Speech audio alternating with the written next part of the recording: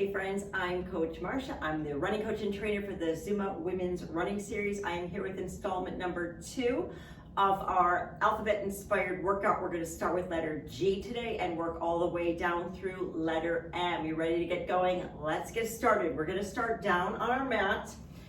We're going to kneel with one knee down and it's facing the front of the room, and the other, we're going to turn out our foot so it's facing the side of the room, and this foot that's facing the side is going to be just slightly in front of your knee, just like so. Hands can be on hips. What we're going to do here is we're going to stretch gently the groin and ankle at one time. So G is for groin and ankle stretch, and it goes like this. We're going to lean gently toward the ankle, and this knee is going to bend very gently.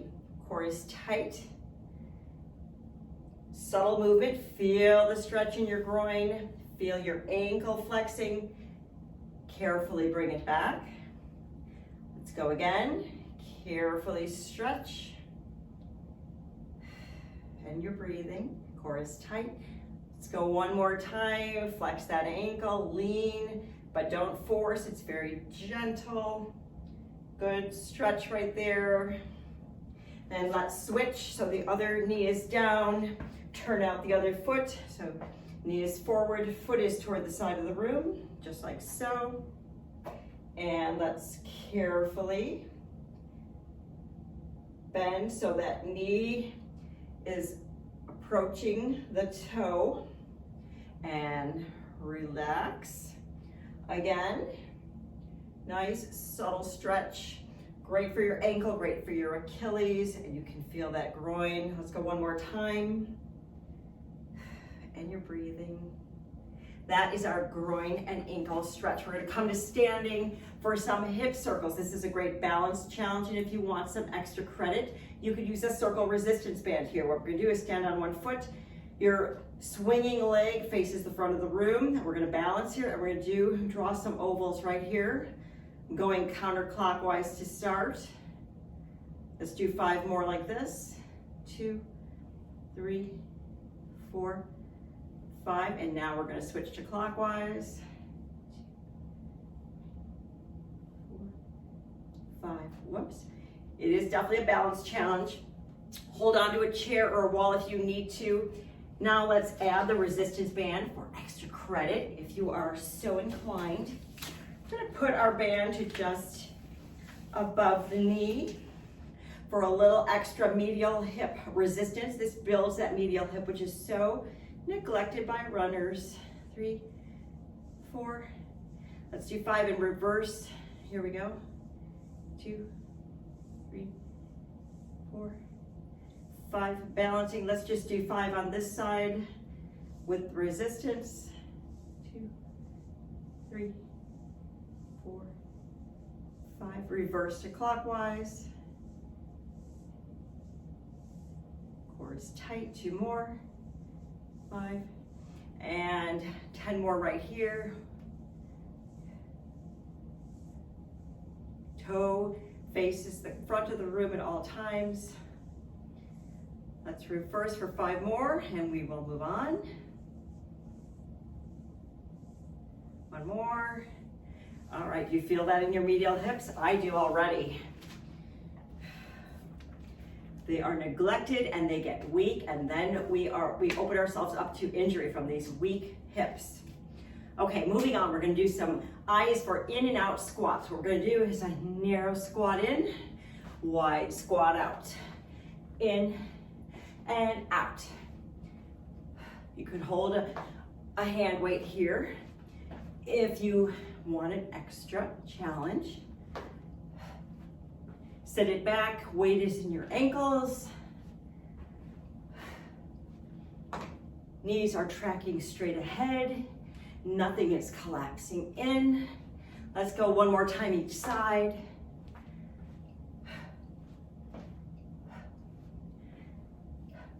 That is your in and out squat. Letter J is next. We're gonna do some jacks, as in jumping jacks, with a press up. You could use some light hand weights here if you feel like it. I'm gonna go completely equipment free, so we're gonna jack it up and shoot our hands up to the ceiling, just like so. Let's do 10. Here's your low impact option.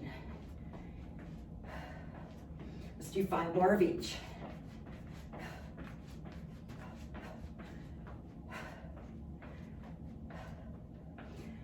That's our jacks with a press. Up next, we're gonna take it down to the mat for some K is for kicks, as in donkey kicks, but we're gonna do a special kind of laying down donkey kick, and you're gonna see why in a minute. We're gonna take it all the way down, put your belly on the mat, 1 foot up, sole of your shoe goes, faces right up to the ceiling. And what we're gonna do, this is gonna isolate and it's gonna make your glute work. So there'll be no cheating and opening up that hip or arching the back like you would do when you're on your hands and knees. Sometimes the donkey kicks get wild and crazy. So we're gonna isolate and really make that lazy glute max work like this. So we're just gonna put it down. Hips are on the floor, obviously. And we're just gonna, small movement. Make the glute do all the work.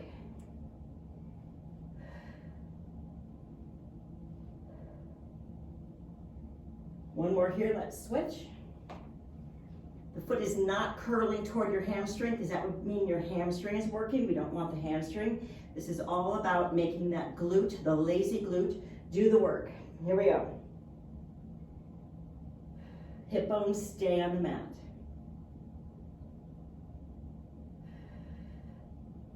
One more, let's switch the other way. Let's do 5 right here.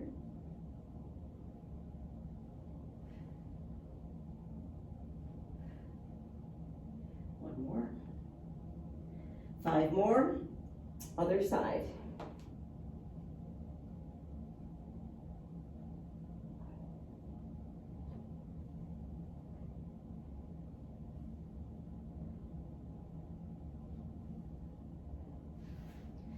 That is your lazy donkey kick.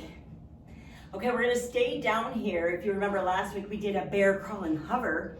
This time we're gonna do something similar, but it's a lateral cross. So we're gonna stay in that tabletop position, curl our toes under so we're hovering, knees are off the ground. And then we're gonna move opposite arm and leg. So it's gonna go like this. And we're gonna move laterally.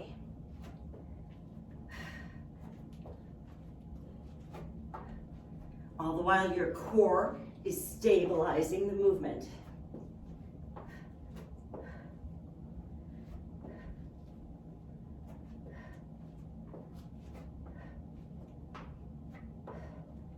Let's go one more time.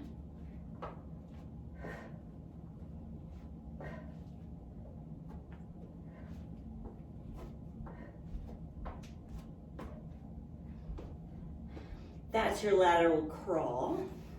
Aim for 3 sets of 10 of each of these exercises in this workout. Our last move is M, and M is for mountain climbers. Come up into high plank. And let's go for 10 right here. Here we go. 1, 2, 3, 4, 5, 6, 7. 2 more. Last one. Those are our mountain climbers. Like I said just before, aim for 3 sets of 10 of each of those exercises. And I will see you next week for installment number 3. I'll see you next time. Thanks for joining me.